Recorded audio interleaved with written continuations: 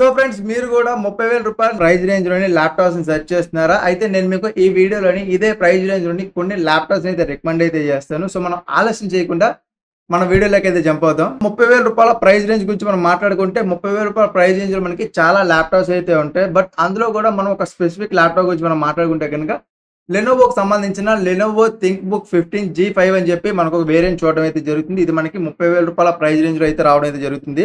అయితే 30,000 రూపాయల ప్రైస్ రేంజ్‌కి ఈ ల్యాప్‌టాప్ మనకి ఏం ఆఫర్ చేస్తుందంటే దీంట్లో మనకి AMDకి సంబంధించిన Ryzen 3 7330U అనే ప్రాసెసర్ అయితే చూడడం అయితే జరుగుతుంది.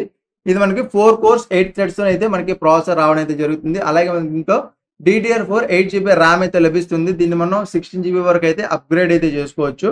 అలాగే 512GB M.2 SSD అయితే లభిస్తుంది. దీన్ని కూడా మనం అప్ టు 1 TB వరకు అయితే అప్‌గ్రేడ్ అయితే చేసుకోవచ్చు. సో ఓవరాల్‌గా ఎవరైతే బేసిక్ లెవెల్‌లో వర్క్స్ చేస్తూ ఉంటారో కదా! ఫర్ ఎగ్జాంపుల్ యూట్యూబ్‌లో వీడియోస్ చూడడం, లేదంటే వాళ్ళ ప్రాజెక్ట్‌కి సంబంధించిన రీసెర్చ్ ఏదైనా చేయడం, అలాంటి వాళ్ళకి ఈ ల్యాప్‌టాప్ అయితే యూజ్ అవుతుంది. పవర్ పాయింట్ యూజ్ చేసేవాళ్ళు, ఎంఎస్ ఎక్సెల్ యూజ్ చేసేవాళ్ళు, ఎంఎస్ వర్డ్ యూజ్ చేసే వాళ్ళకి ఇలాంటి డీసెంట్ ల్యాప్‌టాప్ అయితే సూట్ అయితే అవుతుంది.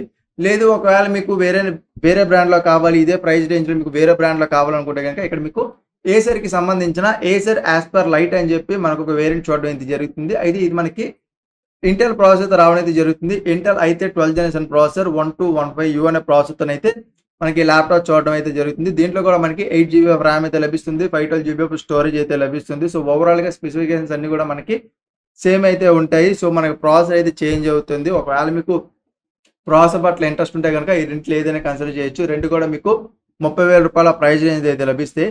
లేదు మీకు కొంచెం ఈ రెండిటికన్నా ఇంకొంచెం బెటర్ వెర్షన్ కావాలి బట్ సేమ్ ప్రైస్ రేంజ్‌లో ఉండాలి అనుకుంటే గనక మీకు జబ్రానిక్‌కి సంబంధించిన జబ్రానిక్ ప్రో సిరీస్ అని చెప్పి ఒక వేరియంట్ చూడడం అయితే జరుగుతుంది. సో దీంట్లో మనకి 16GB ఆఫ్ ర్యామ్ అయితే ఉంటుంది. సో ప్రీవియస్‌గా ఏవైతే చూసామో వాటిలో మనకి 8GB ఆఫ్ ర్యామ్ అయితే ఉంటుంది కదా! దీంట్లో మనకి 16GB ఆఫ్ ర్యామ్ అయితే ఉంటుంది. సో ఎవరైతే ఎక్కువ ర్యామ్‌ని కోరుకుంటారో వాళ్ళకి ఇది సరిపోతుంది. ఇది మనకి 30,000 కాకుండా 32,000 రూపాయలు అంటే 2,000 ఎక్స్ట్రా మనం ఖర్చు పెట్టాల్సి అయితే ఉంటుంది. ఆ ప్రైస్ రేంజ్‌లో అయితే మనకి ఈ ల్యాప్‌టాప్ ఇది ఒక బెస్ట్ ఆప్షన్ ఇది అవుతుంది. కానీ దీన్ని కొనే ముందు ఒక్క విషయాన్ని అయితే గుర్తుపెట్టుకోండి. అదేంటంటే మీ నియర్ బై దీనికి సంబంధించిన సర్వీస్ సెంటర్‌లు ఉన్నాయా? ఎందుకంటే ఎలక్ట్రానిక్ గ్యాడ్జెట్స్ అంటే ఏదో ఒక ప్రాబ్లమ్ అయితే వస్తూ ఉంటుంది. సో అలా ప్రాబ్లమ్ వచ్చినప్పుడు దాన్ని రెక్టిఫై చేయడానికి మీ నియర్ బై సర్వీస్ సెంటర్‌లు ఉంటేనే రిపేర్ సెంటర్‌లు ఉంటేనే అప్పుడు మీరు దీన్ని కన్సిడర్ అయితే చేయొచ్చు. అదర్‌వైజ్ మనకైతే మంచి స్పెసిఫికేషన్స్‌తో వస్తున్నా సరే మనకి నియర్ బై సర్వీస్ సెంటర్ లేదనుకుంటే మనం ల్యాప్‌టాప్ కొని మన అదృష్టం బాగుండి 3 నెలల్లో ప్రాబ్లమ్ వచ్చిందనుకోండి. అప్పుడు మనం సర్వీస్ సెంటర్ చుట్టూ తిరగడానికి నానా తిప్పలు పడాలి. సో ఇవన్నీ కూడా మనకి డిఫరెంట్ ప్రైస్ రేంజ్‌లో లభిస్తున్నటువంటి ల్యాప్‌టాప్స్. సో వీటన్నిటికి సంబంధించిన లింక్స్ అనేవి కింద డిస్క్రిప్షన్‌లో ఇస్తాను. మీరు అక్కడి నుంచి చెక్ చేస్తే గనక మీకు ఇంకా ఫర్దర్ డీటెయిల్స్ అయితే లభిస్తాయి. అండ్ వన్ థింగ్ మీరు ఖచ్చితంగా రివ్యూస్ అయితే చూడండి. సో మీకు ఆన్‌లైన్‌లో బోల్డ్ అనే రివ్యూస్ అయితే కనిపిస్తాయి. మన తెలుగులో కూడా చాలా మంది రివ్యూస్ అయితే చేస్తుంటారు ల్యాప్‌టాప్‌కి సంబంధించి. సో ఆ రివ్యూస్ అన్నింటిని కూడా మీకు చెక్ చేయండి. దాంట్లో ఉన్నటువంటి బిల్డ్ క్వాలిటీ ఏ విధంగా ఉంది? దాని యొక్క ఫీచర్స్ ఏమేమి ఉన్నాయి? ఇది మీ వర్క్‌కి తగ్గట్టు యూజ్ అవుతుందా లేదా? అనేది కంప్లీట్‌గా చెక్ చేయండి. దాని తర్వాత మీరు మీ ఓన్ డిసిషన్ అయితే తీసుకోండి. ఈ ప్రైస్ రేంజ్‌కి మీకు ఇది వర్త్ ఇట్టా కాదా అనేదైతే.